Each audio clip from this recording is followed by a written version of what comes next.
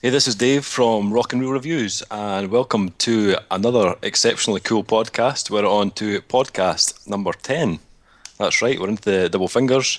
No, not the double fingers, we're into the double figures, sorry. You've got a filthy mind. Oh dear, that's not a great start. Do you want to start Nothing again, Dave? against, no, we're fine, we'll just keep going. I'm like you, we'll just keep going. Yeah, nothing wrong with double fingers, by the way. It's fine, you know. We're cool with double fingers and double fingers, but podcast 10, double fingers. Yeah. So thank you. Thanks for listening to all our previous podcasts, whether you're streaming them or downloading them or subscribing on iTunes. Much appreciated. Thank you for listening to every podcast we've put out, and especially congratulations if you managed to get through Mikey's thoughts on the Wolverine on podcast 9. Congratulations, hats off to you if you managed to get through that. If you didn't manage to get through that due to, I don't know, starvation or dehydration, or I don't know, you're going to piss yourself, I don't know. Basically, I quite liked the film. It was a decent stopgap between that and the next X-Men film, and I gave it a 3.5 out of 5. So yeah, so just so everyone's up to speed on the old podcast. I'm going to stop talking. Basically, it's time to introduce our guests to podcast number 10. As always, I have my usual podcast co-host, my usual podcast compadre, podcast companion, my brother from another mother, who I'd happily give the double fingers. It is Duncan. Hi, Dave. How's it going? Hi, not too bad. How you doing? That introduction was almost as long as Mikey's Wolverine review. I know. I just ran with it. You know, I took legs and I thought, just keep going with it, Dave. Just keep going. I don't know where I was going with that, but yeah, how you doing? I'm doing wunderbar, as the Germans say. Whoa, There we Germans, go. eh? Yeah, well, I thought I'd branch out and use some other languages, cause our other special guest is fluent in I think maybe more than one language. Indeed. Podcast 10 sees the addition of Kyle to our fold. How you doing, Kyle? I'm doing great, thanks. You? Well, obviously you're doing very well. You've just explained in great detail how you're doing. Yes, I'm doing all right actually. Yes, well, I'm all right. I'm not amazing, but I'm all right. I'm not too bad. It's been a rough couple of weeks actually. Been a bit under the weather the last couple of weeks, but you know, I'm getting there. Picked up a nice little viral infection a couple of weeks ago, so I had a bit of a rough week, but you know, picking back up, so we're back on it. You know, back on the podcast. So Kyle, this is your first podcast for Rock and Reel. What can you tell us a bit about yourself? Tell us a bit about yourself. What you into musically? What's your favourite styles or genres? What are you into? I like stuff like death metal, technical metal, the most brutal, the more brutal the better, you know, if it's like, yeah, thrash metal as well, and lots of progressive stuff as well, like on the lighter side of things, like Pink Floyd, and I like something with pink in the name, it's a bit strange. Okay. Nice. I'm also a huge fan of Batman, so, except for that last movie, which should have been called Bane. Bane with a bit of Batman in it. Yeah, Oh well, you know, that's permission cool. to come on the screen. Yeah, all right, cool. So yeah, a little bit about me. I guess I'm a musician, not full time, but I've been doing lots and lots of stuff with music. So I play bass.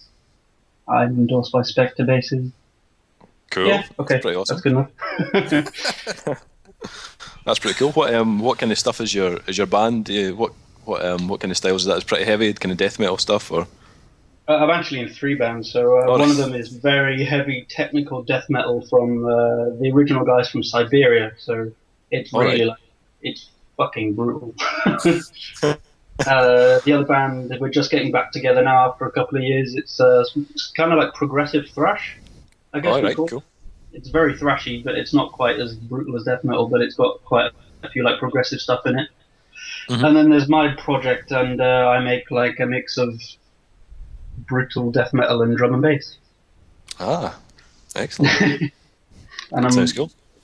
Yeah, thanks. There's two of us in that band, and we're going to release something hopefully in February. So we're working on that. I'm actually sat in my tiny studio right now, looking at all the things I have to do. I'm like, how the fuck am I going to get this done by?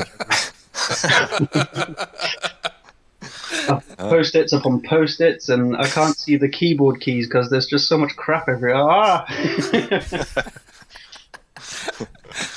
Excellent. Oh, that's cool. Thanks, Good to know. You're in good company then, because most of us are into our kind of Marvel stuff, and well, Mikey's a big Batman fan as well. Yeah. Mikey likes comic books. Yeah. Did you not know? Oh, I didn't know that. No, that's a... I thought you'd maybe pick that up from that last podcast. No. I just thought he just had a lot to say on that particular subject, Dave. He did. Yeah, he did. He thought maybe he hated it and he was just passionate about it. Yes, and fucking Wolverine was crap again. Oh yeah, it was. It was. I'm still. I had to edit that. That podcast and yeah, there was a lot of editing went on there. It took me 5.5 hours to edit it down. So, which is. I think I saw on Facebook actually. You posted, "I'm starting," and then like the next day you're like, "I'm stopped." I'm like, "Hang on a minute, that was quite a while." So So what's everyone been listening to or checking out in the last couple of weeks? What about yourself, Duncan? What have you been? Listening to? Well, I listened to. Obviously, went back and listened to the American Head Charge discography last week because I knew we were going to have a little kind of discussion about that. Being a massive American Head Charge fan, I was over the moon when that was mentioned. I thought, yep, this will do me. Now we're talking about things in my comfort zone. I listened to the new album by a hardcore band from Illinois called Sworn In. I'll be talking about them later on. I've actually went back over a lot of stuff that has been issued out this year already that I've reviewed, and the reason behind that is that I'm kind of forgetting what I have listened to and what I've really liked. So I went back through, checked out on the website, the rockandreelreviews.com website, Dave, under my name to see what I had reviewed this year, and went back and listened to the majority of them. And the big news for me, obviously, and this is preempting the news segment, but the big news for me in the last week was that Cult of Luna are releasing another album, EP sort of thing, as a follow up to Vertical. It's in the same sort of vein. So, and that's my favourite album this year. So I've been quite excited about that. On the movie front, I have been to see Kick-Ass 2, which I'm going to talk about later on. And excellent. What did I see last week? I've drawn a blank. I saw a film last week at the cinema as well, and it was... I actually quite enjoyed it, which is worrying me why I can't remember what it was. But I've been watching a lot of telly, actually. I've been watching, catching up with this season of Dexter, this season of Breaking Bad, the new season of The Newsroom. Finally managed to sit down and watch all 8 episodes of The Returned, which is a French zombie drama sort of thing. And it was stunning. It's actually probably one of my favourite television programmes I've seen this year. So highly recommend anyone that likes incredibly beautifully shot, bizarre takes on the zombie and doesn't mind reading subtitles, to check out The Returned.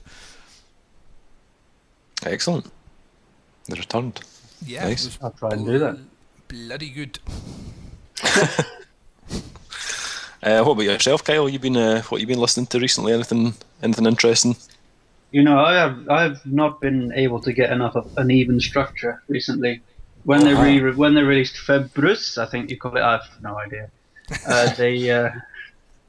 If I'm not pronouncing that right, they can call me and correct me. It's fine. You know? Probably something really French like Februs. Anyway, that album blew me away, and I was like, this is incredible, this is really good. And then I kind of stopped listening to it for a while. I got into some other stuff and started writing, and stopped listening to a lot of stuff, and then suddenly they re-released 8, and I was like, oh, I'll check that out. Thanks very much. And I got it, and I was like, this is great too. It's even better than when they did it the first time. Yeah. So I was like, yeah. So recently, and of course, American Head Charge. I've been listening to all of their albums. Yes. Over and over and over again because they reignited my love for them. I was like, oh yeah, these guys were good. I forgot they even existed, but okay, cool. And Misery Signals, actually, they got me their new album, so. Oh yeah. Then they've been on repeat a bit.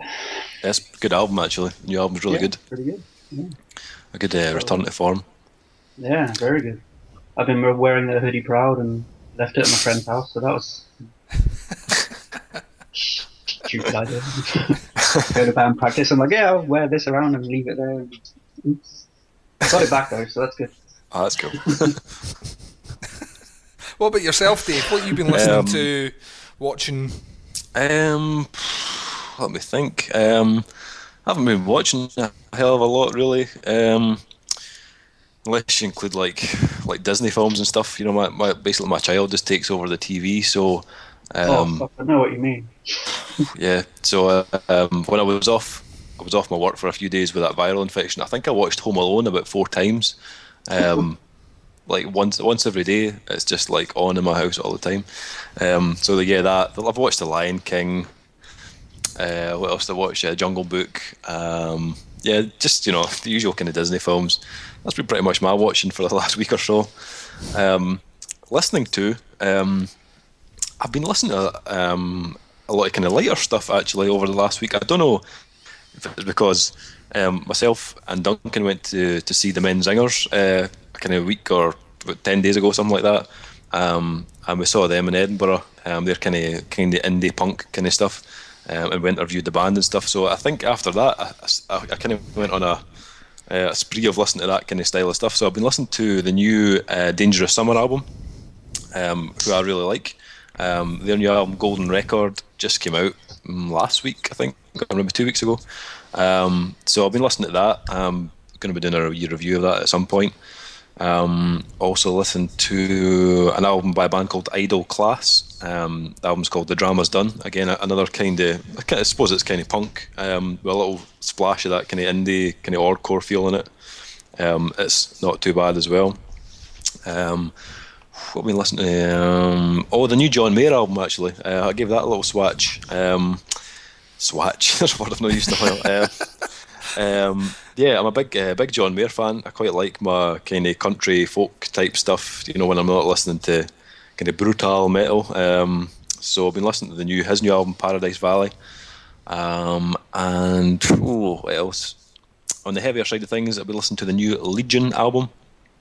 They're kind of deathcore band from America, kind of similar to like the Acacia Strain, that style of band. They've got a new album called Woke, which is coming out in September, so I've been giving that a little listen to as well. Sounds quite interesting. That's been about it. Got the new Born of Osiris album in today, which I've still to listen to, but I'm excited to hear it, so I will give a listen to that. Yeah, I just got that one as well. I can't wait. Yeah, looking forward to hearing that. Me and Duncan saw them. Was that last year or was that this year? Was that this year? Dave, you're asking me to remember things. I think it was this year. I think it was this year because them and After the Burial were both talking about how they were releasing albums later on in the year. That's right. So we saw them in Glasgow live earlier this year with After the Burial. And it wasn't a bad gig, wasn't bad at all. But I'm quite looking forward to hearing their new material, see what it sounds like. That's been about it really on the listening front. You know what? I've been watching these little short things while I've been at my job because I had about a half an hour lunch, and there was one little movie. It was about 7 minutes long, and it's really like emotionally crushing, if you know what I mean. It's amazing. It's like. It's okay. The premise sounds fucking stupid, but it's a zombie movie. It's an emotionally crushing zombie movie. It's called Cargo, but it like I'm not a guy that gets like upset or really feels much when I watch movies and stuff. I'm like, yeah, it's a movie. What the fuck do I care? But this one like almost like so close. If you could see my fingers, they're like as close as they possibly can get without touching. moved me to tears. It was like really, really like, what the fuck? How did this do this? It's a fucking zombie flick. And it's 7 minutes long. So yeah, it's called Cargo. It's on YouTube. Just search it, and it's really, really good. Cool. I'm sold. Yeah. I'm there. Checking that out. I want to watch it right now. Actually, can we stop podcasting? Can we stop podcasting, Dave? Dave, can we stop it? After the podcast. Watch it after the podcast. Oh fuck. Sorry. I'm very sorry. Yeah. Yeah. Cheers for that. Yeah, we'll check that one out. Cargo. Always up for a bit of zombie action. Yeah, we'll check that out. Yeah. So what's been happening on the news front, Duncan? Not so fast, you ingrates! Public news team is taking a break from its pledge drive to kick some ass. No commercials, no mercy! No!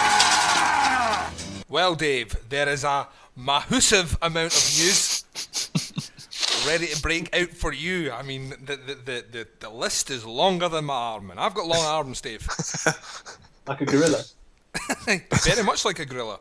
There's an uncanny resemblance. But less hairy. I'm less hairy. So we'll just jump right into some music news. First up, Joey Jordison's new project, Scar the Martyr, who have still to release their new album. It comes out in October. If you remember, at the last podcast we were discussing their first single, Blood Toast. Well, in the space of 2 weeks, they have revealed their second single. That's right, 2 singles. Album's not even out yet. In 2 weeks. Yeah, in 2 weeks. They're spoiling us. The song is called Soul Disintegration, and it comes from their upcoming self-titled debut. And I sent you two both a link earlier on to their website where their new album artwork was and the new track was. Did anyone get a chance to listen to it? Yeah, I had a quick listen to that one. What did you think? I thought it was piss. I'm kind of with you on that one, Kyle. I'm actually surprised how unremarkable Scar the Martyr actually are. Yeah. It's just sounds really... like Joey Jordison's built up this whole thing. I remember reading about it when he first announced it. It was like, yeah, we got all these electronics and we put really heavy riffs over the top and it sounds great. And I was like, oh, I might actually be interested in that. And then I listened to this and I was like, well, what? You got some electronics that are kind of bland and you put some pretty generic riffs over the top that are neither heavy nor brutal. I was like, I think you may have been overselling this one. I mean, it would not be like a Slipknot side project to be oversold, though. Nah, it's true. And yeah, I just find it very banal. It's just really not that interesting. Vocally, I actually thought, the guy's got a good voice, but it's nothing I've not heard, about another 100 bands do. That's exactly what I thought. It's just, what is this? I've heard it 1,000 times. Yeah, at least the music in other bands tends to be a bit more interesting. I just don't know. Yeah. I'm just uninspired by this release. Yeah, pretty generic. I wasn't impressed really at all. I liked the name of the track. I thought Soul Disintegrator. Was it Disintegrator? Yeah. Yeah, I thought that was a pretty cool name for a track, but Soul Disintegration, sorry, Dave. Disintegration, sorry. Either way, it screams this should be heavy as fuck, and then you listen to it and you go, well, fucking Jovi, For some reason it reminded me of a Dima a little bit. Oh, aye. This track. It's new metal outing of Jonathan Davis's stepbrother. Yeah. I remember that. Oh my god. Yeah, there was something about it. I'm not sure if it was the vocals or what it was, but there was something that reminded me of Dima a wee bit. It didn't sound the same as the other track I heard. That one we spoke about in the last podcast, but it was just as shit. Yeah, it was just as shit as that track. But yeah. Well, for anyone that's interested, Scar the Martyr's debut album is out on the 1st of October through Roadrunner Records. I think if anybody's interested after what we just said about it, they've got, head problems. Right, the second news was actually, I was going to say it was a bit of a shock. It wasn't really, because I'm neither here nor there about this band, but it is official. God forbid have called it quits.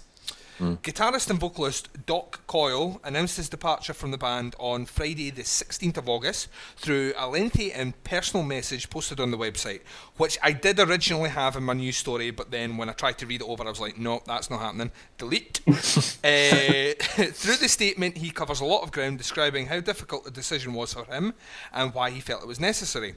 Just days after Coyle's statement, several members of the band have now come forward with their own messages, confirming that the band is officially over. No more suspense, God forbid is over. Sorry, said drummer Corey Pearce, posted on the Facebook page. Vocalist Brian Davis also posted saying, we are a family for the most part and some move on while others keep it real like before the band began. I should feel sad, but I don't right now because a new chapter has begun.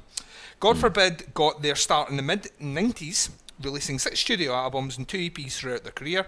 Their last disc, Equilibrium, made its debut on March 2012 on Victory Records, and I think, if memory serves, I did the review for that, and it's up on rockandrollreviews.com if you want to go and check it out. Yeah. What do we think? Well, not a lot, really. I thought, I was never a fan of this band to begin with, but I thought their last album, Equilibrium, was probably the best thing that they'd done. I know others will probably disagree in that, but for me, I just kind of thought they were generic metalcore, to be honest. They didn't really ever impress me at all. I saw them live years ago. I can't even remember who they were playing with. I think, were you there, Duncan? Yeah, Machine Head. Oh, Machine Head. And they really weren't impressive at all live for me, but so yeah, can't say I'm sorry to see them split up, really, to be honest. Sorry. God forbid is dead. Sorry. Now, a news which I purposely picked out because I knew Kyle was going to be on this, and I had a sneaky suspicion that Kyle might be a Ministry fan. Not entirely sure. Are you, Kyle? Are you a Ministry fan? Not in the slightest. Well, there we go. You know, actually, I tell a lie. I used to be, but yeah, carry on. I'll tell you after. He shoots, he misses. Ministry's 13th studio album, From Beer to Eternity, is drawing closer to its worldwide release. Fans of the Big Al revolutionary industrial project have already been given access to the album's first single, Perma-War, and now, along with our friends at Noise Creep, which is where I got the video from, we're giving you an exclusive premiere of the Perma-War music video. Now, I sent this link out to you guys earlier on, and what did we think? Kyle? Well, it was... I can't think of the proper word to describe this. It was... It was you know that feeling you get when you know you're about to go and vomit or diarrhea? It was like listening to that feeling. You know what surprised me is that Ministry are widely regarded as one of the pioneers, one of the forefathers of industrial music. That's how I regarded them as well. Exactly, they're like one of the biggest sort of, everyone's like, yeah, Ministry, industrial rock. It's and I liked them quite a lot. And then I heard this, and I heard some stuff before that kind of put me off them as well. But I heard this, and I was like, this is A, 2 minutes too long. B, generic and boring. C, what the fuck is he doing with his vocals right now? And D, why is he wearing those stupid fucking glasses in that stupid fucking video? I'm like, this is unbelievably terrible. I was like, is this Ministry? Is he having a joke? Is this a joke? It has to be a joke. Please tell me it's a joke. I'm pretty much 100% behind you here. I don't know what's happened. I thought the band had split. I thought he'd finished with Ministry. I remember a press statement that said he'd finished doing Ministry stuff, and I would assume if you were ever going to resurrect that sort of thing, if you were going to come back and do something else, it would be because you had something more to say, and this is definitely not the something more to say that I was expecting. Like you say, it is incredibly generic. It's incredibly repetitive. And I just not a fan at all. It was about 3 minutes 20 in when that was the perfect point to end, and I would have thought, yeah, it's pretty, it's not bad, but then it went on for 2 whole more minutes. I was like, I want them back. Come on. awful. I can pretty much guess what Dave thought of it. Oh my god. What was up? What was up with that riff? Seriously, could you have picked a shitter riff to put in a song? I think My I taught my God. daughter that riff this morning, and she. Exactly. It was fucking terrible. Yeah.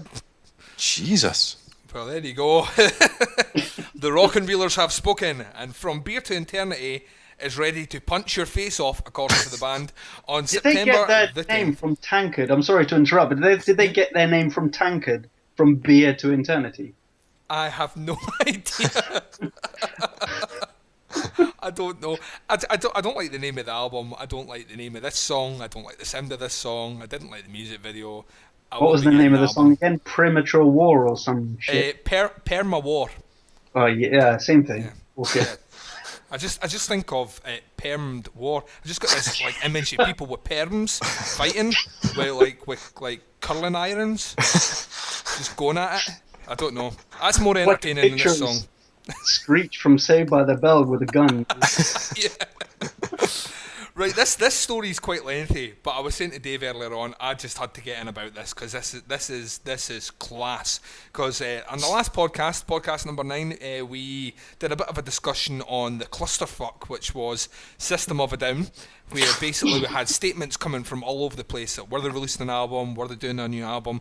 You know, were they reforming properly? What was happening? No, they weren't. Yes, they were. No, they weren't. This week, it's been class.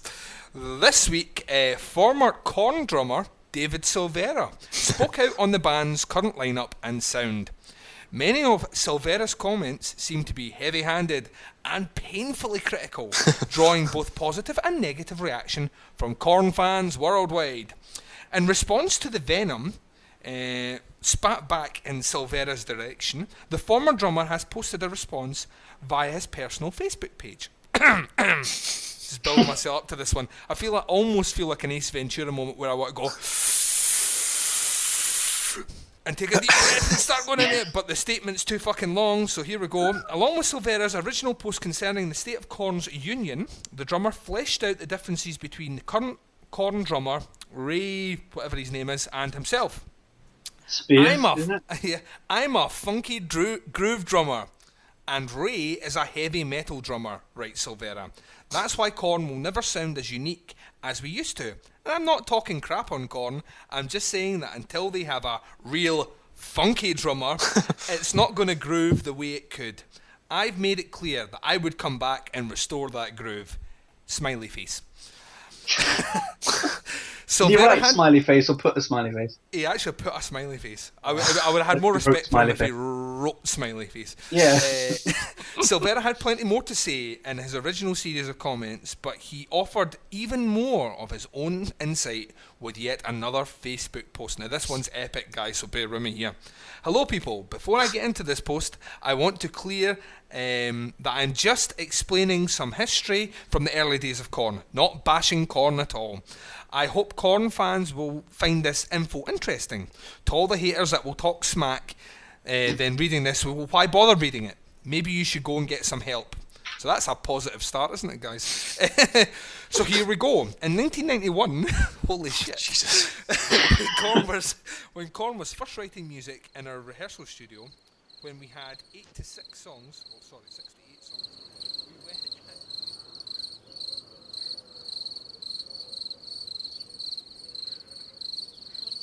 When I was talking about bringing the funk back, I was talking about the original writing style. I would love to get back in the rehearsal studio with the guys and resurrect the original passion and unconventional writing style that made the record stand up on the first 3.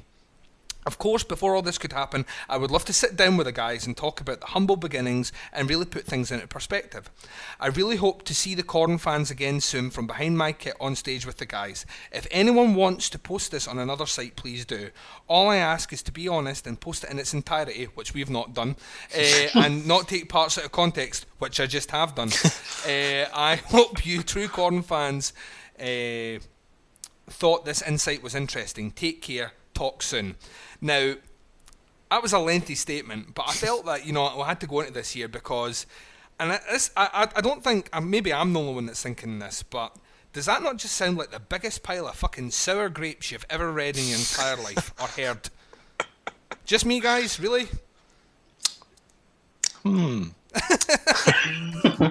Big resounding yes, maybe. No, I think I can kind of see his point of view, but I can also see that, he's been a bit of a whiny bitch, It's like Yup. bands evolve and grow beyond what they were in the first thing, which is why I hate black metal, because it hasn't done it, but that's beside the point. It's all the same. It's just microwave guitars and I'm evil, and pretty great. Anyway. I've heard that song. Yeah, exactly. It's terrible, isn't it? Anyway, I can understand where he's coming from, because I've kind of been in that situation too. It's like, there's a certain way the band does things, and then some motherfucker comes in and tries to change it all up, and then everyone else is like, just listen to the guy with the big hat and the massive belly, the fat fuck. Maybe I hold a little bit of bitterness towards someone, but yeah. So I see it from both sides. It's like, I also noticed that when Issues released, I was like, this is not the same, I thought it's not a terrible album, but it's not the same as it was before. It's not what I liked about Korn, I really enjoyed the first three ones. The first one came out in 94 or something? 94, yeah, that's right. It's crazy old as of next year, guys. Oh shit! Yeah, crazy and I really old love as that of album. next year. Yeah, in fact, I think that's the first song on that album. Blind, is it? I think that's the first song my first band ever covered. It was the song we learned to play together. It was fun. That's how much I liked it. I was like, let's play this one, and we were like, that's the intro on the old ride cymbal. I need to work on my ride impersonation. I don't know. I've read through that, and I can kind of see where he's going. The funk left, so to speak, on Issues, but I saw them on the Issues tour, and the songs on that album live were fucking probably the heaviest things Korn's have ever written and played live. They were really, really, really good, and their crowd pleasers are still played to this day. I just think. Where was he making these comments when they did their dubstep album? He wasn't anywhere there. Or when they did bring up that fucking shit of an album. When they did the Korn 3 album, where was his comments then? I just think it smacks of conveniency that the only reason he's started speaking up now is cause Head, the original guitarist, is now back writing in the band. It just seems like, I don't know, it seems like sour grapes. It does a bit, but hasn't Jonathan Davis come out and said, I will never play with him again? Yeah, I don't think they finished on amicable terms, to be fair. I think he burned a lot of the bridges when he left the band, to be fair. So yeah. Sounds like Dave, you're a drummer, and you love this guy. This guy, you had a haircut which resembled this guy's haircut at one point. Back in 94, probably. Back in 94. What's your take on this? I see what you're saying. I think the reason that I think he's jealous basically at this point in time. He wants to be back in the band, and Jonathan Davis is saying, "Fuck you! You basically fucking burnt your bridges. You're not getting back in the band." And saying that, I'd quite like him to get back in the band. Would you really? Because I would. Yeah, I know.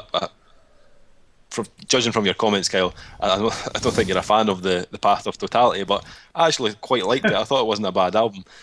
But the Korn 3 wasn't a fan. Untitled album wasn't a fan. See Another Side from Take a Look in the Mirror wasn't bad.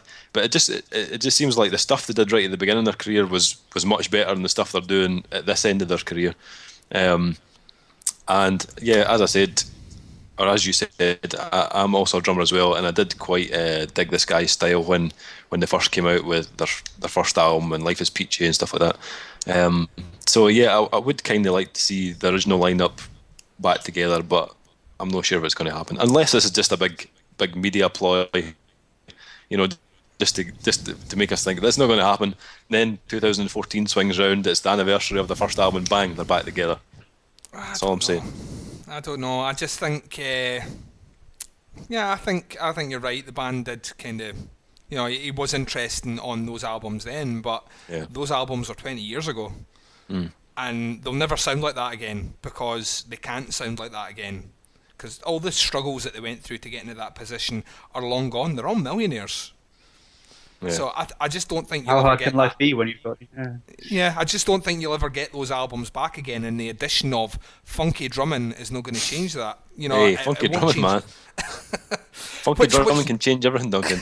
Which swings us into our next story. Our last story on the music news is Korn have unveiled their official lyric video for their new song Never Never. The clip has been identified to potentially trigger seizures, oh dear, What? for people out there with photosensitive epilepsy. So with that warning in mind, I sent the video out to you guys, but I didn't include the warning. Oh, So, thanks, Duncan. what did you think? I don't know. I was Again, seizing I on the thought it was floor. a I didn't joke. even see it. What do you think of the new song Never Never? It was a pop song. It was really, It wasn't it? was. It Some- was. There was Yeah. no metal in it. It was. I don't even know what to say about it. It was like, I showed it to my fiance and she said, "I'm sorry, Carl, I can't listen to this. I don't listen to shit." And she doesn't even like metal. It was like the main riff in it. I thought, Head's coming back, so it's going to be maybe a bit edgier, a bit heavier, because his other project that he's got is very kind of, well, it's heavier. It's heavier than a lot of the Korn stuff, but it's just a really standard rock riff, and it's a rock riff. And obviously the electronics from the last album kind of make their appearance in some of the sections in the interlude, but I really like Jonathan Davis's vocal lines, actually. If I'm being honest, I preferred his vocals on this song to anything on the last album, but yeah, it was just meh. Yeah, I'd It was agree. just completely boring. I got I don't know, like 10 seconds in, I was like, hang on a minute, where's Korn? Is this not? I can't even think of what to say. It was just terrible. There's no funkiness, as has been previously mentioned. There was none of Feel These signature slap bass awful sound, but it was what made Korn. Jonathan Davis he's singing about love for once. I'm like, hang on a minute, weren't you like some kind of dead person obsessed nutcase that made you famous? And now you're singing about, I'm never gonna love again, or I will love again. I can't even remember what the fuck it was. But it was just through utterly terrible. Even the electronics weren't. I mean, even that last album, Path of Totality, at least some of the electronics were kind of interesting. It was like, actually, that's a nice beat, and that's a kind of a cool bass synth, and blah blah blah blah. But this one was just like, What about you, Dave? Yeah, I'm in total agreement. I was not impressed at all. They've basically just lost their balls on this track that they've released. I don't know. Their new album, however, comes out on October 8th. So if anyone liked that track, you should go out, probably check it out. And that concludes our music news, and we will be right back with some movie news.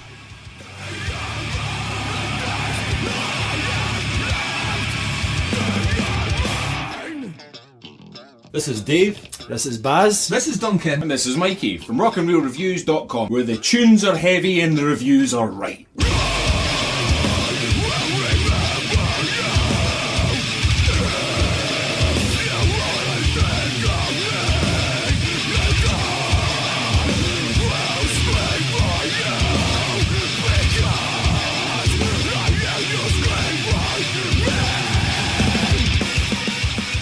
This news might interest Kyle.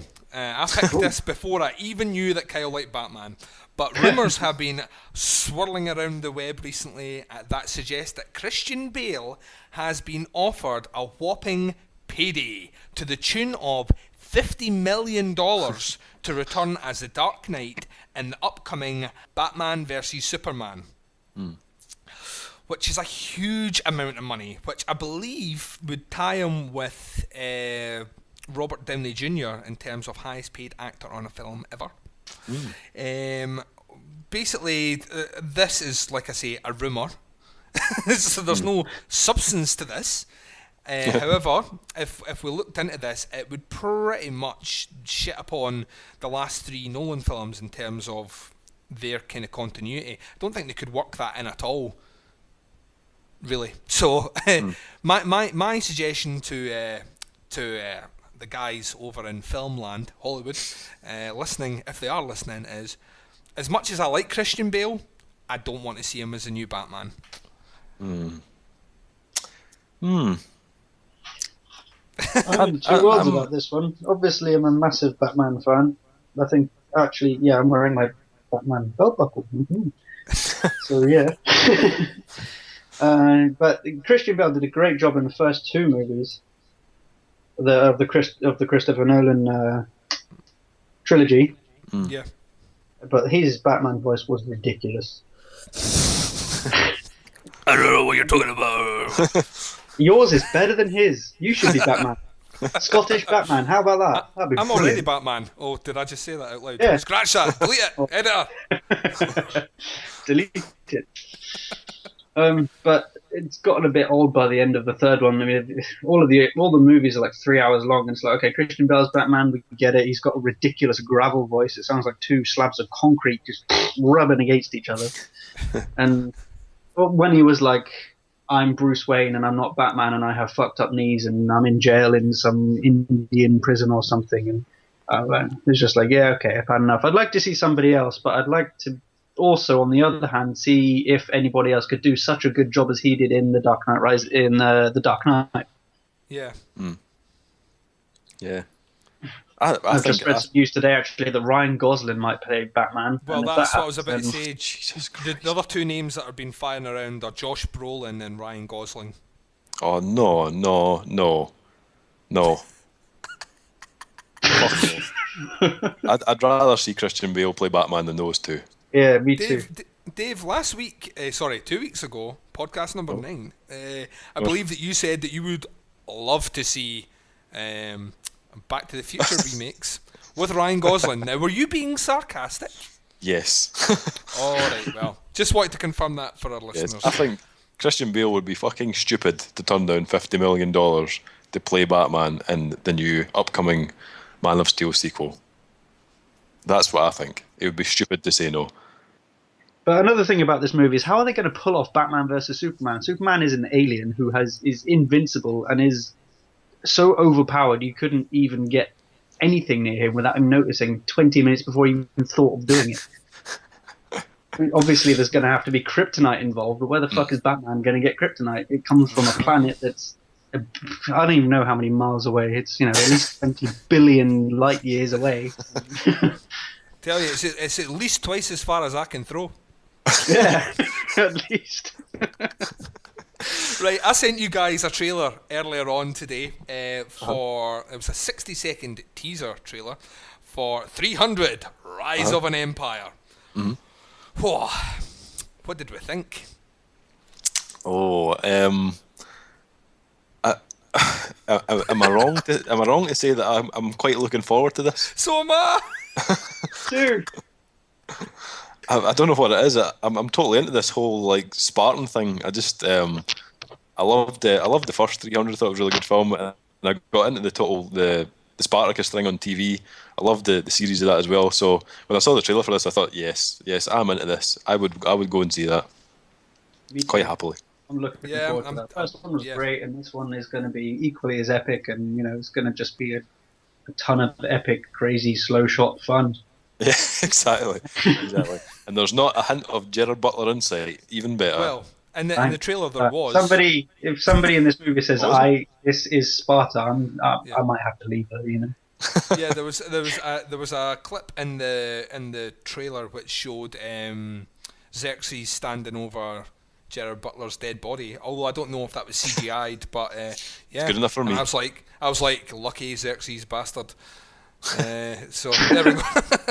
Right, jumping back into the old Superman Batman news briefly, but ever since Batman vs Superman was announced at Comic-Con, rumours have been fucking swirling like a swirly thing around the internet.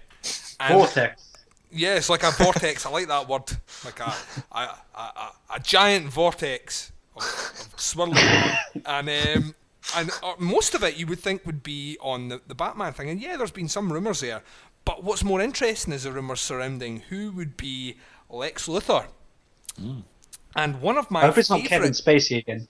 Oh, let's hope not. But one of my favourite rumoured names, who has actually come out and said, he wants a part, which makes me... Because all the other ones are like, oh, well, if I get approached and no, fuck that. grab it by the balls. That's what Luther would do. And the big name just now surrounding it is Bryan Cranston, he of Breaking Bad fame.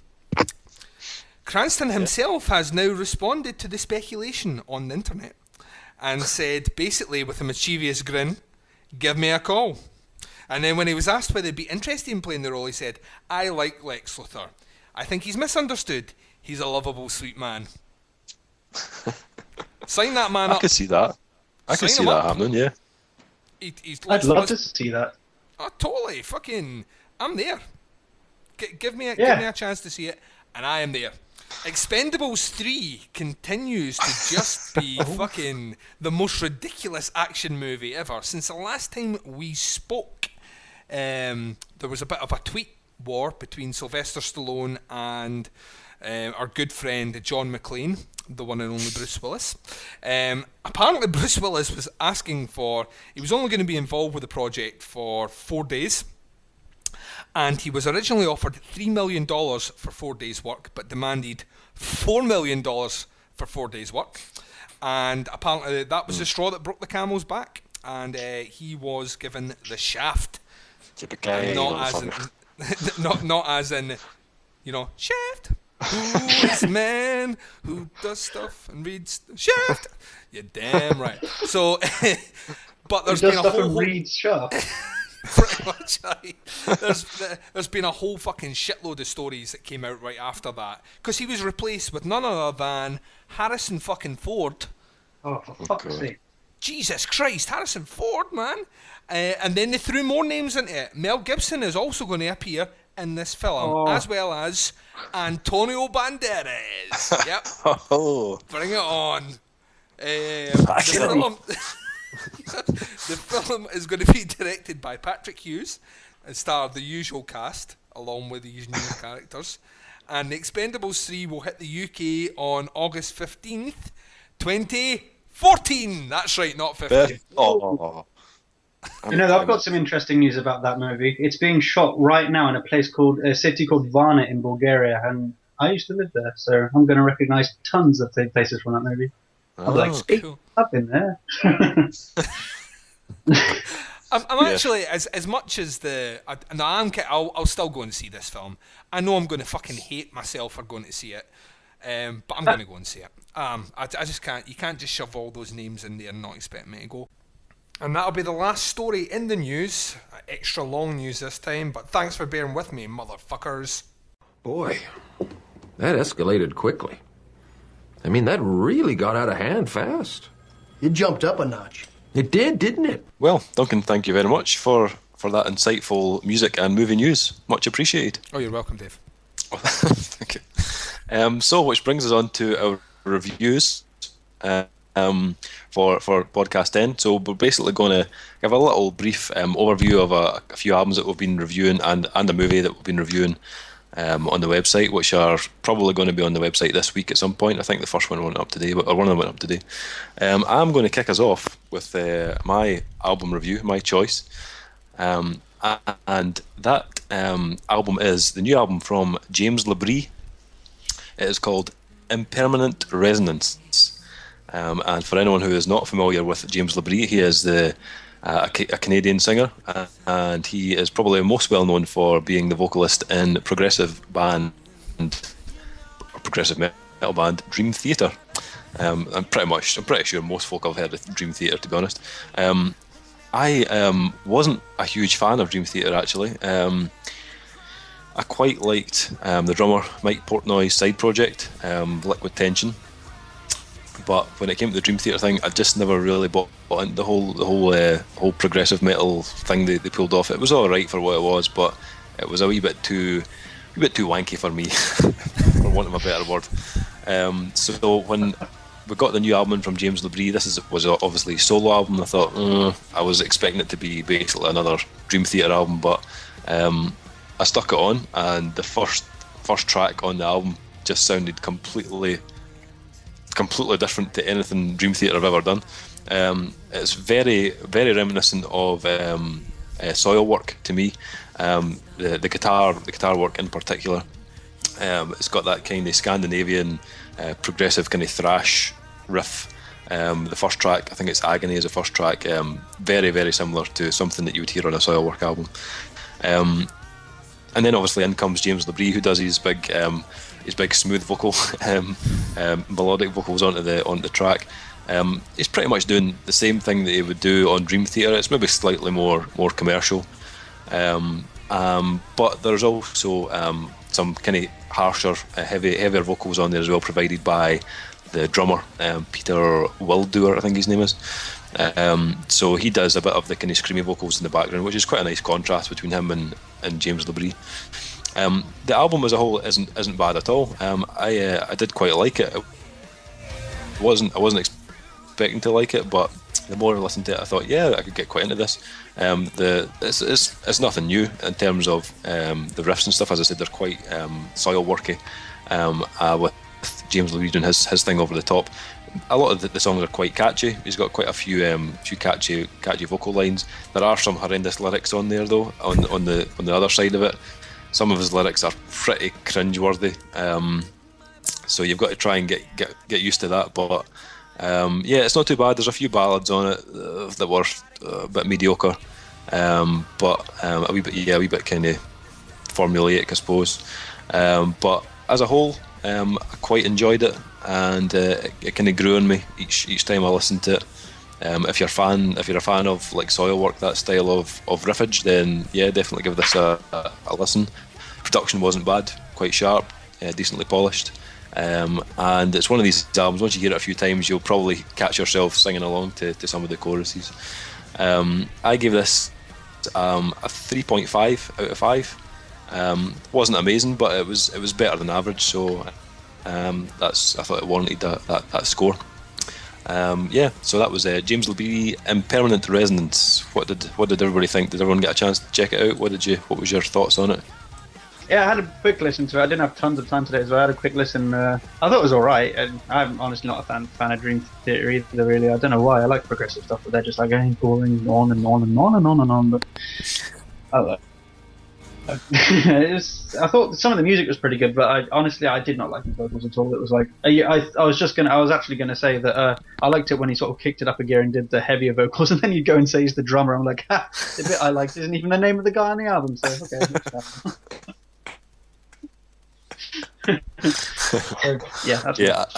I agree with the vocals. It's probably something you're either going to love it or hate it. I would think probably with the vocals.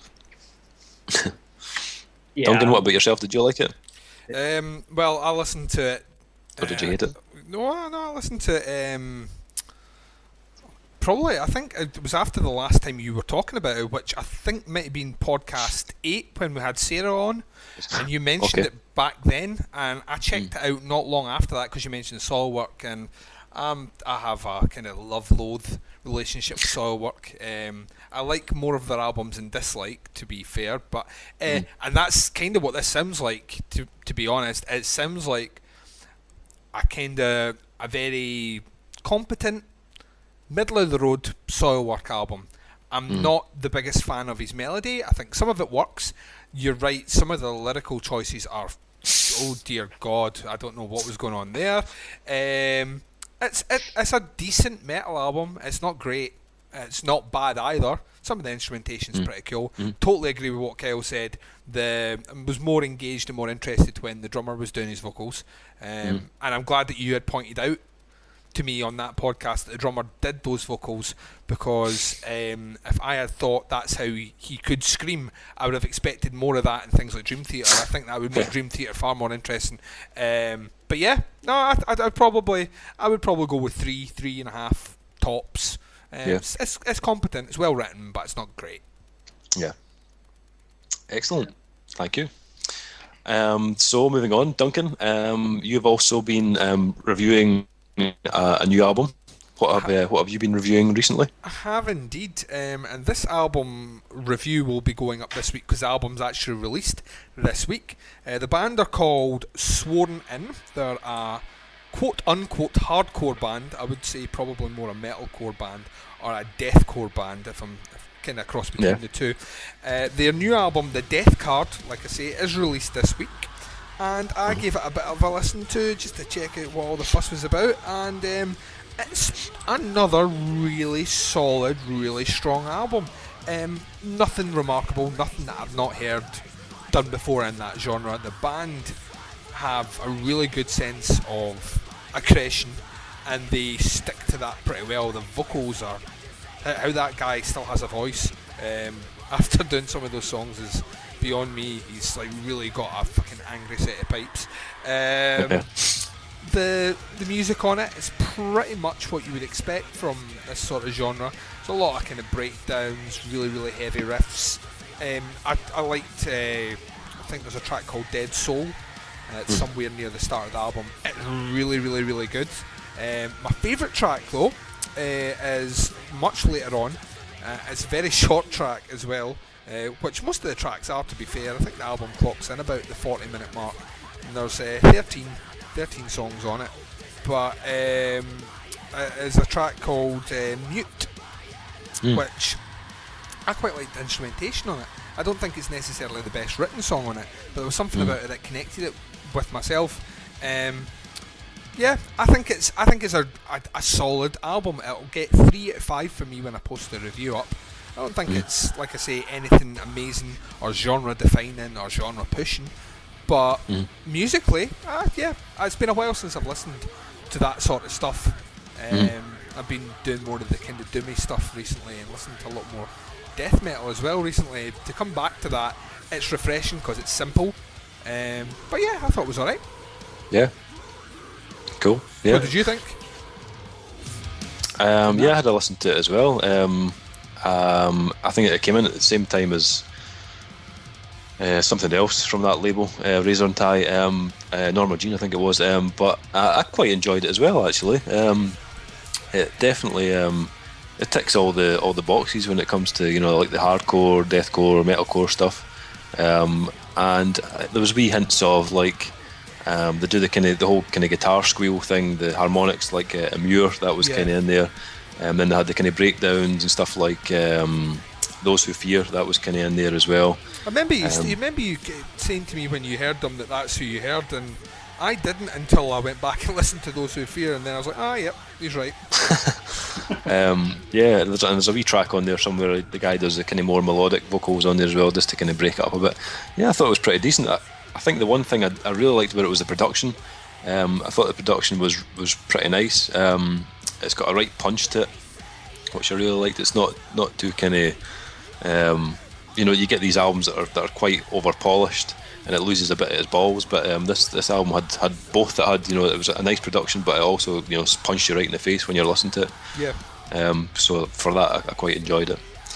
What about yourself, Kyle? Did you get a chance to hear this one? I did actually, and I've listened to it and I thought, when it started, like, this is pretty damn good.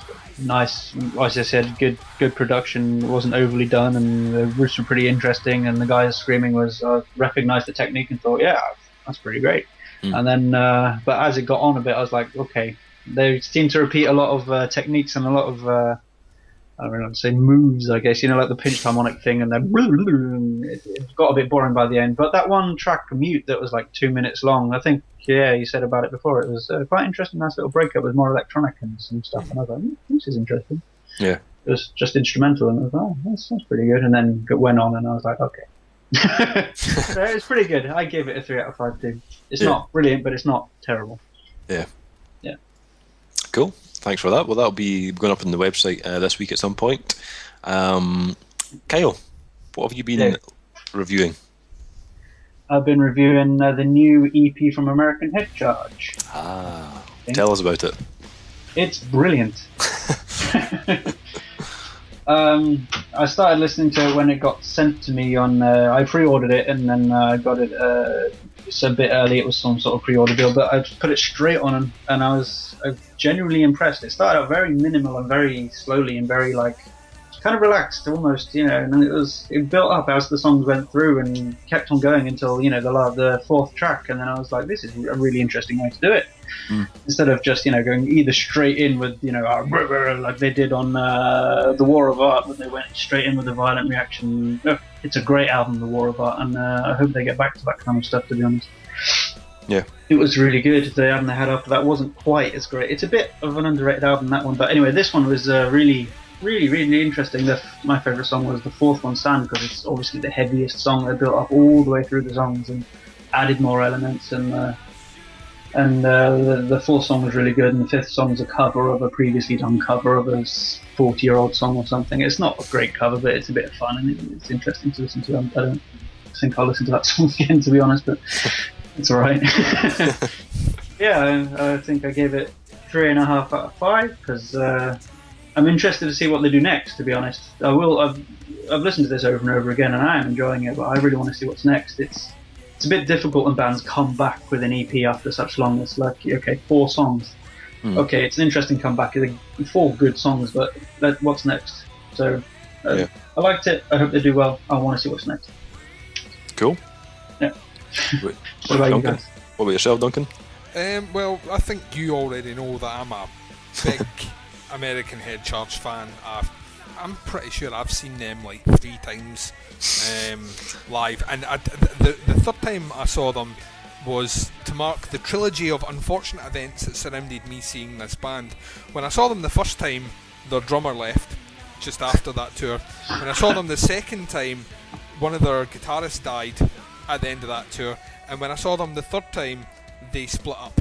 So if they come back over to Scotland, I don't think I'll be going to see them, just because I actually really fucking like this EP. Now, I when they released the Sugars of Sunday, I think that was last year, I purchased it, and when I listened to it, I was taken back by very much like Kyle was saying, the kind of minimalist approach that the band have taken. I mean, the band have famously went from having 7 members in it down to, I think by the time they played on the Feeding, it was down to 5 members, and I think they're currently sitting at a 5-piece just now.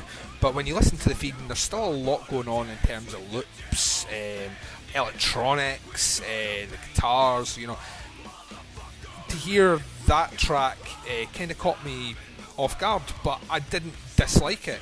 I thought one of the strongest points that American Charge have always had is their kind of rhythm section.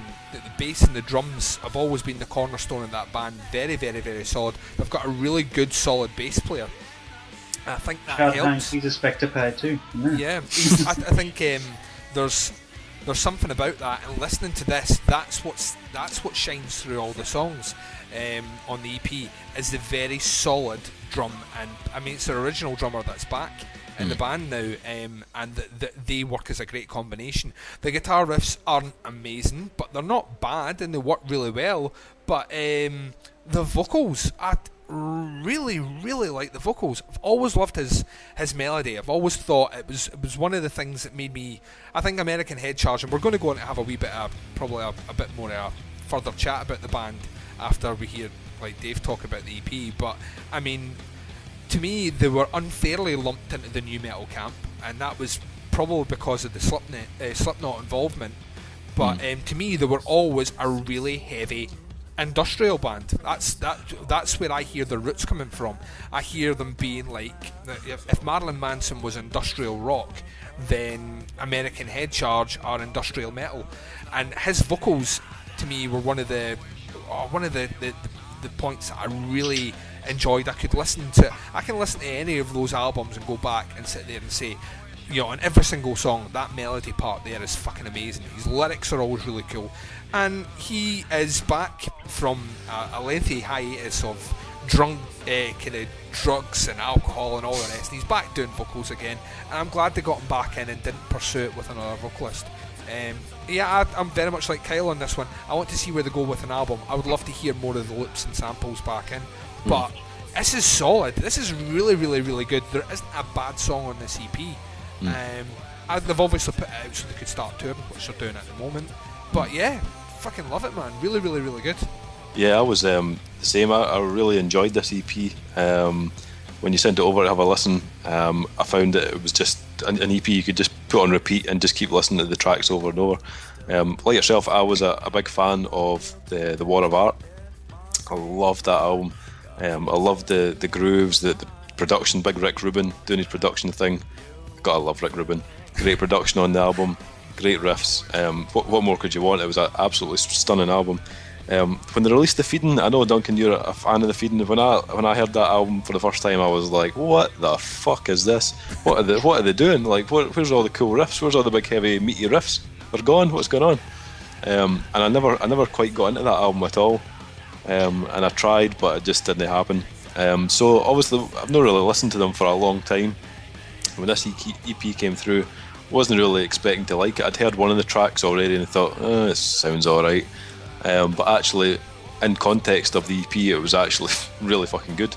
And I loved the four original tracks that they released. The cover was okay, but their own 4 tracks were really good. Really enjoyed it.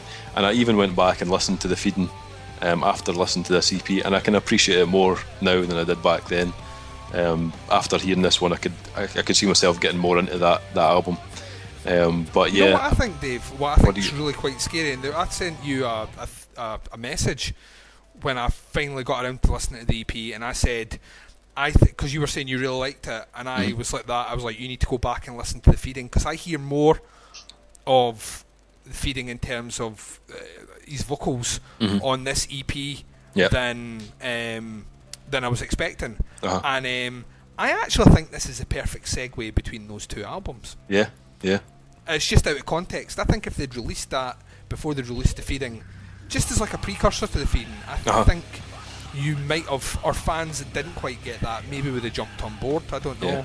Possibly, yeah. Yeah, quite possibly. Yeah, I think it would have been a better thing instead of the hard jarring.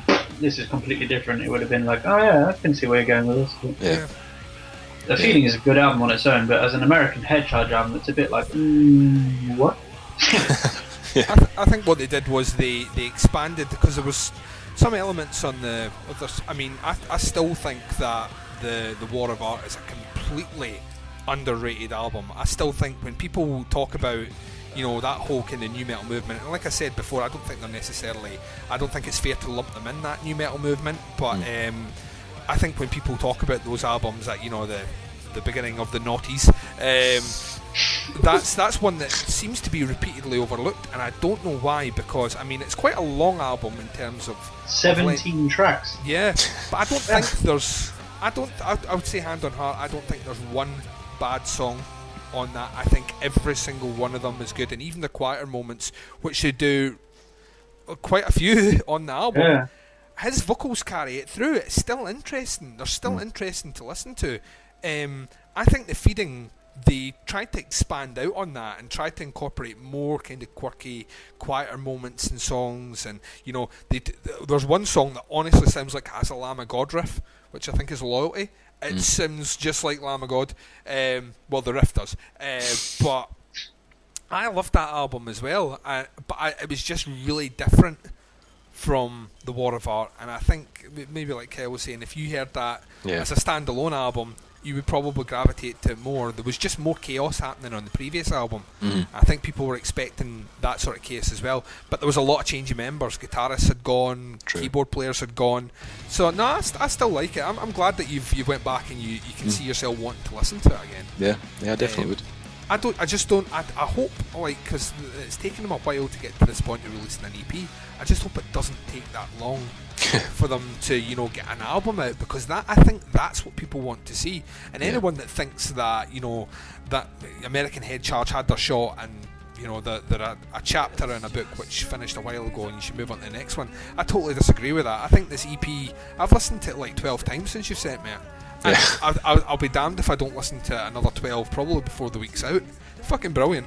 Yeah, it's really, really good. You know, I hadn't listened to American Head Charge for quite a while until this came along. I kind of forgotten about them a bit. I've been so caught up with other music and stuff, and I've listened to this and I was like, yeah, I remember these guys. They were fucking good. And I put the album on, the War of Art, because that was one of my favourite albums 10 years ago whenever it came out. And I was like, you know what? This sounds a hell of a lot like the music I'm making right now.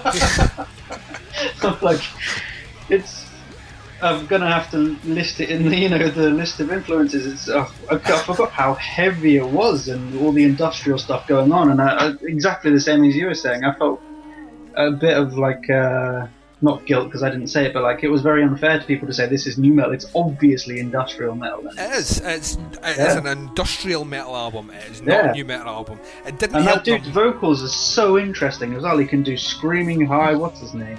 Cameron Heacock. That's right. Yeah. He can do screaming high, and then he can go and do the quiet stuff, and he really does carry the album just as much as the rhythm section as well. And it's couldn't believe it. I mean, I think that whole new metal thing came around not only because of the time the album was released, but there was I think the clown from Slipknot was involved in their management. I think their second music video, which turned out to be their first official video, wasn't their first music video. The first music video was for what's the name of the album? 2 seconds. Song.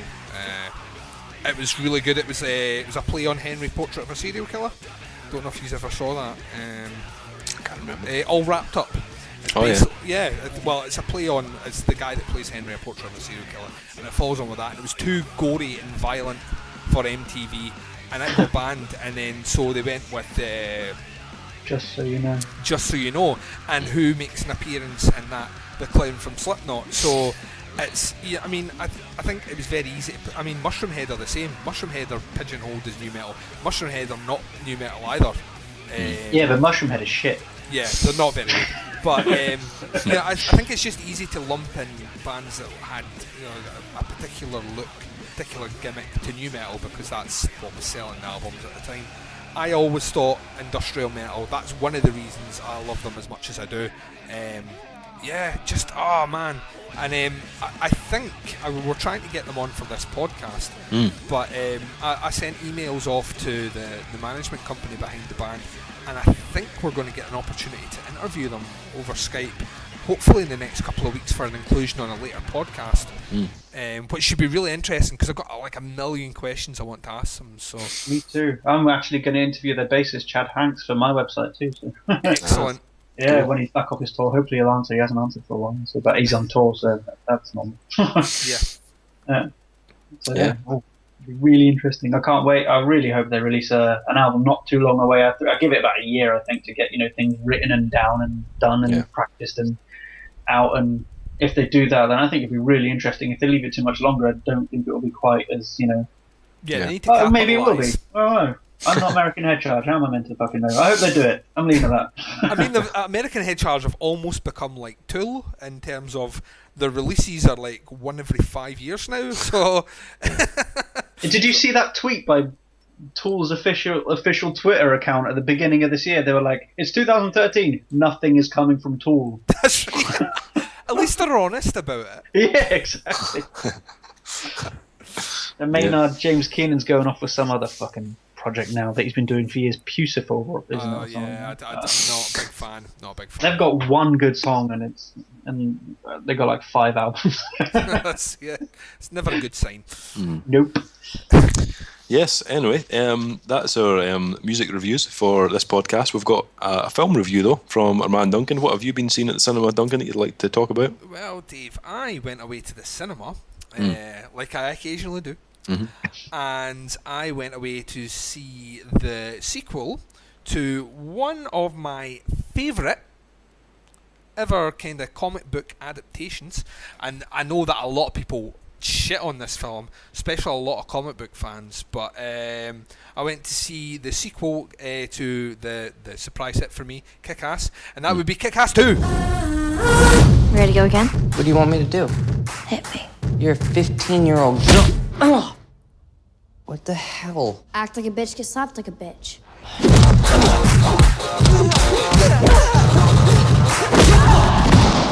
Oh, God. Oh, take your tampon out, Dave. They may wear costumes, but it isn't Halloween. They're real-life superheroes. Me and Hit Girl were training every day. And there were more and more people joining us every night. Colonel Stars and Stripes reporting for duty. And try to have fun. Otherwise, what's the point? A world full of superheroes, huh? Where do they get a load of me? I am gonna make Kick-Ass pay for what he did to my dad. You want more? I'm building an evil army. I'll bring you more. Who is this guy? He's claiming to be the world's first real supervillain. We're putting an end to this costume free. If they're wearing a mask, they're getting detained. Promise me that you will never dress up in that outfit again. Kick-Ass isn't a costume. It's who you really are. My daddy made me promise I'd never stop defending this city. I'm prepared for anything. We gotta make this right. The anticipation's killing me. What's the party? There's no room for punks in suits. Just real heroes who can really kick ass. Game on!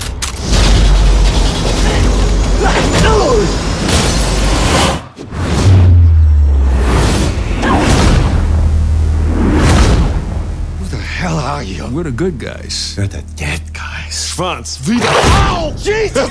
Yeah, there's a dog on your balls. It was directed by Jeff Wadlow. It is based on Kick-Ass 2 and the comic book Hit Girl, both by Mark Millar. It stars Aaron Taylor Johnson, Christopher Mintz-Plasse, Chloe Grace Moretz, it's all like fucking triple barrel names here, and Jim Carrey. And basically what the story involves is after the events of the previous Kick-Ass film, Kick-Ass is back being an ordinary guy. He's back at school, and Hit Girl is trying to settle into her life as being not a superhero. And the two kind of reunite through just like bumping into school and all the rest. And Hit Girl takes Kick-Ass under her wing, trains him up before she goes into retirement. Meanwhile, there is a kind of increase of some of these character names are fucking brilliant, by the way. Kind of increase in the superhero thing that Kick-Ass started in the first one. Anyone can be a superhero, and Jim Carrey plays the unlikely character of Colonel Stars and Stripes, who is a born-again Christian former hitman for the mob, who doesn't believe in guns, but and doesn't believe in swearing either, hates swearing. And he has a group of kind of misfit superheroes that Kick-Ass joins. And on the flip side of this, Red Mist, or as we like to know him as McLovin, he decides that he wants to become the first big super villain, and dons some S&M gear and calls himself the Motherfucker. The Motherfucker builds up a gang of super villains who have all got fucking brilliant names, like the Tumor and the Black Plague and Mother Russia, who is a former KGB assassin and in real life stands about 6'8" tall, so woman, and she's fucking menacing as fuck. And basically what you get is the build up to a massive showdown between superheroes and supervillains. It's not as good as Kick-Ass. That's the first thing I've got to come out and say. I enjoyed it. I thought it was funny. I don't think it's as funny as Kick-Ass. I thought the action is good. Some of the death sequences are fucking brilliant, including one which involves Mother Russia goes on a rampage and she's killing a lot of cops, and she puts a lawnmower on the back of one of the cop vehicles and then basically pushes this thing into another cop vehicle, sending the lawnmower through the windscreen, which just chews up the face of two cops. Fucking brilliant. I don't know. It's shot more like a comic book, this film, so it's all very much like comic book frames, and meanwhile at this time in a different location, which is a different directing style from the previous one. Kick-Ass is pretty awesome in this one. Once again, Hit Girl steals the show. Chloe Moretz is just brilliant. She's really, really engaging. She's got similar scenes to the first one, which I had a great with. So she has a sequence where she takes down a lot of people while flinging out, I think she calls them cocksuckers, which isn't as isn't as graphic as cunt, which she used in the previous one, but that'll be our first cunt in the podcast. Yes, and that was number 2. One too. That's right, 2. Yeah, I liked it. I thought Jim Carrey was fucking brilliant in it. I won't go into spoilers. I thought his character was excellent, and it's good. It's a good summer film. I quite enjoyed it. I've not read the comics, so I know it's based on 2 comics. One of the biggest criticisms I've been reading is that they would have liked to seen it based solely on one or the other, and mashing them together is doing too much. But it flows well. I just don't think. I really like Kick-Ass. I thought Kick-Ass was just like a really kind of good, a good adaptation of a comic book, and it was a superhero I could kind of get behind, because I don't. As much as I like the kind of superpowers and all the rest, I gravitate more to characters like Batman, who kind of don't have superpowers, they're just gifted. And I quite like this as well, you know. And I always like the theme of actions have consequences. That runs through the original Kick-Ass. You know, what you do, you need to think through those consequences, because it could come back. And that certainly carries on into this film. I think it's a solid. I would say it's a solid 3, and certainly that's what I'll be given when I write my review out, as a 3. I don't think it's as great. There's certainly a hell of a lot worse out there. Yeah, I don't know. I think maybe unfair expectations of it to be as good as Kick-Ass. It's not a bad film. If you like Kick-Ass, you'll like this film. That's excellent. Well, thanks for that, Duncan. Yeah, I think I'd give it a watch. I mean, I saw the first one and I thought it was all right. I didn't think it was amazing, but I thought it was okay. But I would maybe give this one a watch. Some of the scenes in the first one were quite funny. So yeah, maybe check that out. Kyle, is that your kind of thing? Would you be into that? Yeah, I'd definitely watch it. I like the first one. I thought McLovin as a supervillain, was hilarious, and the motherfucker.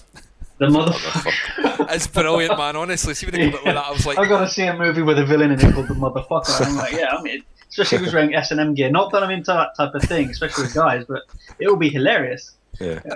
McLovin, the motherfucker with leather, and a little 14-year-old girl not saying cunt.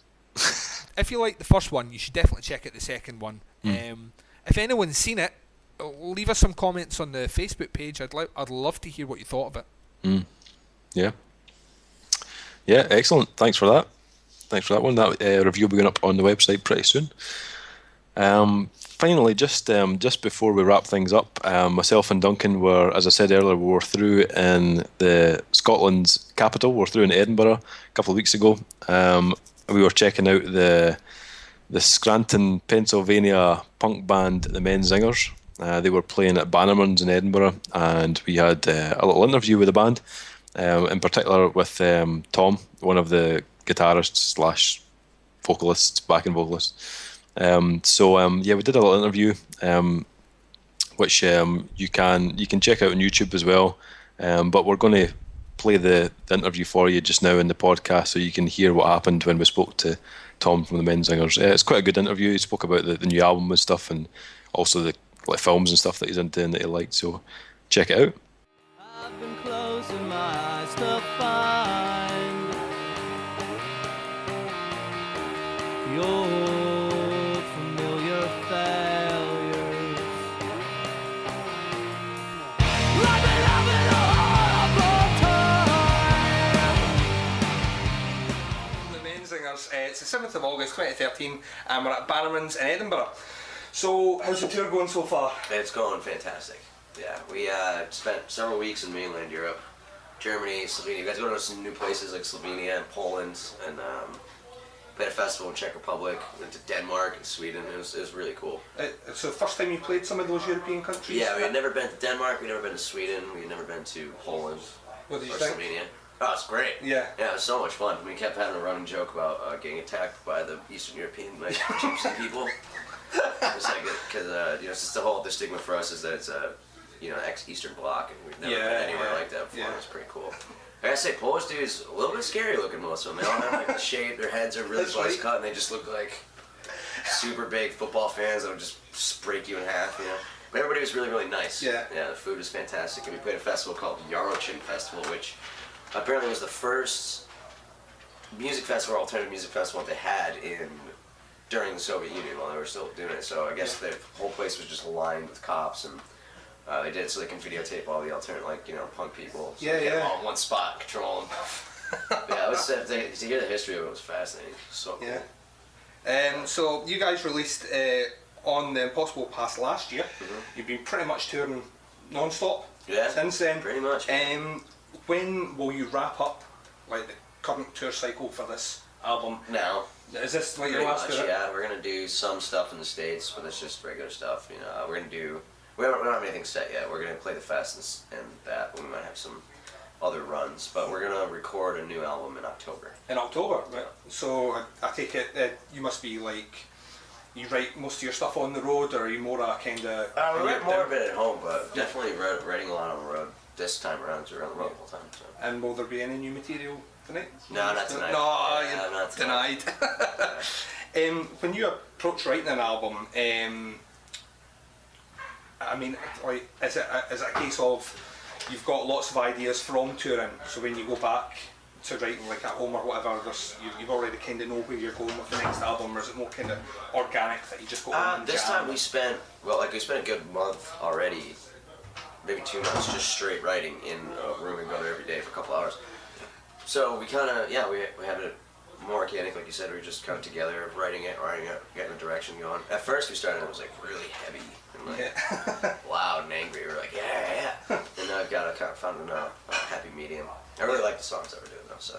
Excellent. It's gonna be, I'm excited to go record.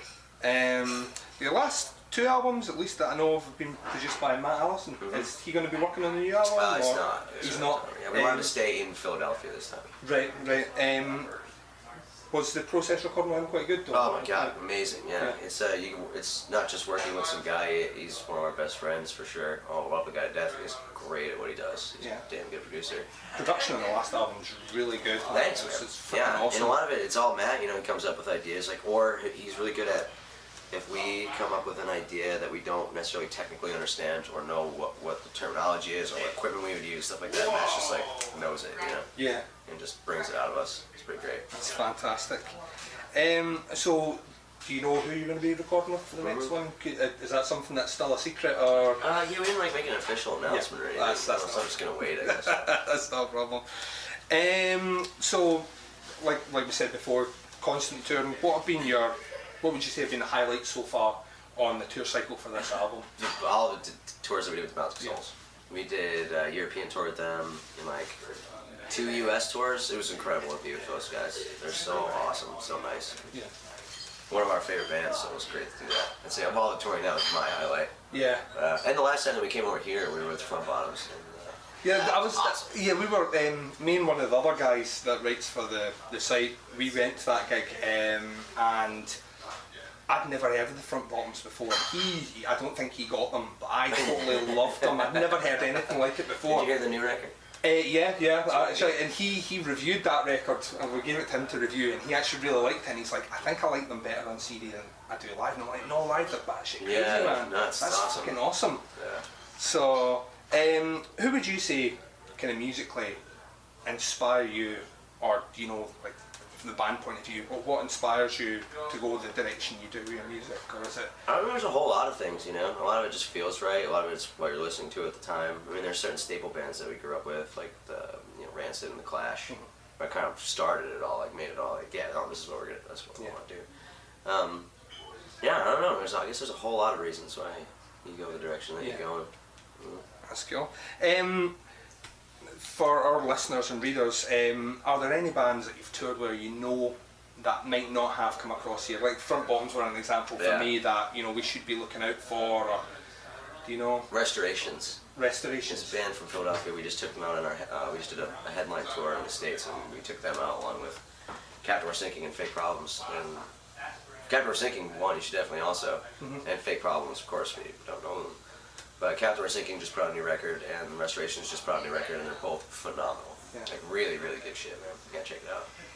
That's brilliant. So I take it like once the new album's recorded, you'll then start planning things, or do you have things in the works even while you're recording? Like, are there any? Yeah, you get ideas, you write down ideas and come up with like a rough idea. It's like, okay, well, if the record comes out on this date, then we'll tour on that date. Yeah. Stuff like that. We have some cool promotional ideas for this record that we're going to do. Cool. That we secret as well, I would imagine. Oh yeah, that's the secret. Well, thanks very much for taking some time out. We like to finish our reviews and our interviews.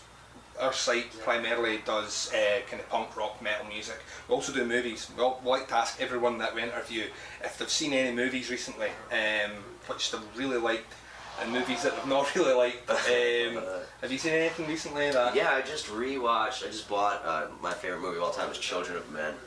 I've not seen that. Oh my god, it's fantastic. It's Clive Owen. It's this like post-apocalyptic movie where humans can't procreate anymore, and the only place left is the UK. As far as like standing government goes, it's just, I'm not gonna get too into it, but it's my favorite movie. I'll need to check it out. Yeah, it takes place in the near future, so they incorporate a lot of things like subtle use of the Spanish language, because that's gonna bleed itself into English because of how many Hispanics are in the United States. Yeah. It's just real subtle stuff that's so cool, and the way the movie's shot is fantastic. And I just saw a movie that I just watched that I really liked. Oh, I watched The Wind That Shakes the Barley and Bloody Sunday. I watched 2 Irish movies recently. They're fantastic. And this movie called Limitless. It was like a Bradley Cooper. It's like with the pill. He took the pill. Yeah. The movie's actually great. I heard some bad reviews when it first came out a couple of years ago. I didn't mind it actually. I thought it was pretty good. I thought it was I thought it was really well shot as well. What about films you've not liked? Anything that you've seen recently that you thought was a bit of a waste of time? I think I usually just turn it off if I don't like it. Yeah, more disciplined than me. I've got to watch them right through. So. But no, that's fantastic. Thank you very much for your time. I look forward to listening to you downstairs. Awesome. Thank you. Okay, so just to wrap things up, we're going to have a wee look at what's coming up on the website over the next kind of week or so. Tons of reviews, obviously, on the website. It's what we've got on the music front. Obviously, the reviews that we've spoke about on this podcast. We've got the James Labrie album, the Sworn album, and American Head Charge went up today. We'll also have the movie review of Kick-Ass 2. Also upcoming, we have the new EP from Equilibrium, which is coming out on, I think came out this week on Nuclear Blast. That was in from Kyle. Thanks for that, Kyle. And we also have the new album from Chimera, Crown of Phantoms, which Mikey reviewed. That'll be going up in the next couple of days as well. We've got an EP review of a band called Black Belt Karate. Actually, I'm looking forward to reading that because I really fucking like that. Yeah. I didn't realise that Paul had got his grubby mitts all over that because I would have loved to review that. Yeah. So yeah, we've got these just sent that one in, so that'll be coming in up on the website pretty soon. We've also got some more from Kyle. We've got the Charm the Fury album, which will be going up pretty soon, and also the new album from Megadeth, Super Collider. It will also be going up on the website. Spoiler. We've also got one that came in from Graham, a little bit of new metal from a band called Final Trigger. He reviewed that one, so that'll be going up pretty soon. And film reviews, we've got one in from Mikey, a film called The Heat, starring Sandra Bullock. I don't know what he was doing watching films like that, but he's reviewed it anyway. And we also have another film review from one of our new guys, Carrick.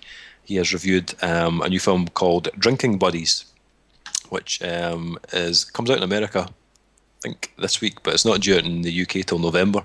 So I've got a review of that also going up. Trying to think, there is another couple that I'm reviewing the new Dangerous Summer album, so it'll be going up pretty soon as well. And there are others, but I can't remember what they are. Yeah, so that's all coming up, and I will give you a little spoiler, not really a spoiler, but a wee bit of information. One of those albums I've just mentioned is a 5-star. Ooh, so there you go. 5? Another 5. It's Super Collider. Sorry, spoiled it. And Dave, if let's say hypothetically, someone is sitting listening to this this podcast, on their mobile device, or maybe at their laptop or personal computer, and they decide, you know, I want to check out these reviews, the written version of these reviews, where in the world would they go? Well, I shall tell you. They go on a website. That website is called Rock and Reel Reviews, and the website address is www.rockandreelreviews.com. That's profound. And that's with an N, not and. Rockreelreviews.com. Real, and it's real as in movie reel, so it's REEL, movie reel. So it's rockreelreviews.com. And you can check out all those reviews, and there's also a little clip, either a movie trailer or a sample of something from their album, with a rating, release dates, record labels, the whole lot. Go on there and check it out. What else have we got? So we've got obviously this podcast will be going up, and then we've got another podcast in 2 weeks' time, where we'll be chatting to, I think it's Paul. I think is the next. Is Paul finally making his appearance? I think he's on the next one. Yeah. So he will be attending podcast 11. So we'll see what he's up to, and we'll get a little bit of information on Paul's life and what he does and what he likes. So we'll speak to him. Yeah. So we've got all those reviews coming up. Check out the website. Check out the Facebook, facebook.com/Rock and Reel Reviews. We're on Twitter as well, which is Rock and Reel Review without the S. Duncan's on the Twitter. He is, indeed. What is your Twitter, Duncan? It's changed recently. Okay. Just to complicate things, it's now Twitter. It's at visual_chaos, and chaos is spelled KAOSS. Excellent. Thank you for that. Complicate things further. Good job. Kyle, you're on Twitter? Are you on Twitter? I've got a few accounts, but the one I'm using right now is Sick Bassists. Sick Bassists, yeah. Check out Sick Bassists. What is it? How drug dealery is Kyle just now? Yeah, I've got a few Twitters that I use.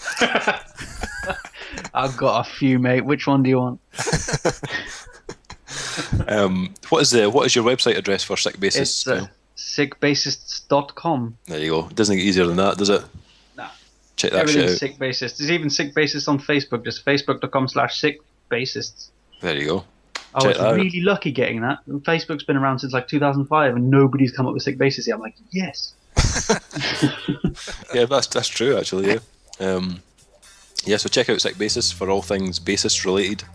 Plenty of interviews and stuff with different bassists, and you post a lot of videos and playthroughs and all that sort of jazz. Yeah, we've got some stuff coming this week. We've got a review of some new gear and a couple of interviews coming up with. I've completely forgotten, but check it out. Excellent. Thanks for that. Yeah. So that's been about it. While I remember, happy birthday to Lee on the Rock and Reel website. Yeah, happy birthday, Lee. Slightly belated, but we always give a men's shout out if there's been a birthday in the house. So happy birthday, Lee. Happy birthday, dude. Yeah, Lee's a chick, but it's alright. It's cool to call chicks, I'm just gonna have to edit it now. Happy birthday, not dude. There you go. I'm keeping that all in. This is gold. Oh, we forgot to tell Duncan the news. Oh yeah, we forgot about to tell Duncan the news. Yeah, me and Kyle were chatting earlier, and it's about 9 Inch Nails, isn't it? Yes. Yeah, I got a personal tweet from Trent Reznor saying. Oh, did you? Yeah, it was like that. I know you love me. I love you. I was like, hi Duncan, this is Trent Reznor from 9 Inch Nails. This is not an automated tweet. Disclaimer at the bottom, this may be an automated tweet. No, I've still to check out the track, but I can't wait. Yes, new 9 Inch Nails track online. Check out their Facebook. There's a link to it on there. New album out September. The track is called Everything. And it was just done on Zane Lowe's show, apparently. Don't know what was it. Zane Lowe. Yeah. So yeah, anything else anyone wants to mention, or? No, just that once again it has been an absolute pleasure meeting another one of our fellow Rock and Reel reviewers. Yes. It's been a pleasure chatting to you, Kyle. Don't be a stranger on the old interwebs, and I look forward to chatting to you again soon. Yeah, definitely let's do this soon. It's been an absolute pleasure on my side too, and I managed to keep the Norwegian out of it, which was great. Well done. Thank you very much for checking out another podcast, and we will catch you very soon. Bye. See ya. Bye. Who's the black-prided dick that's a sex machine to all the chicks? You're damn right.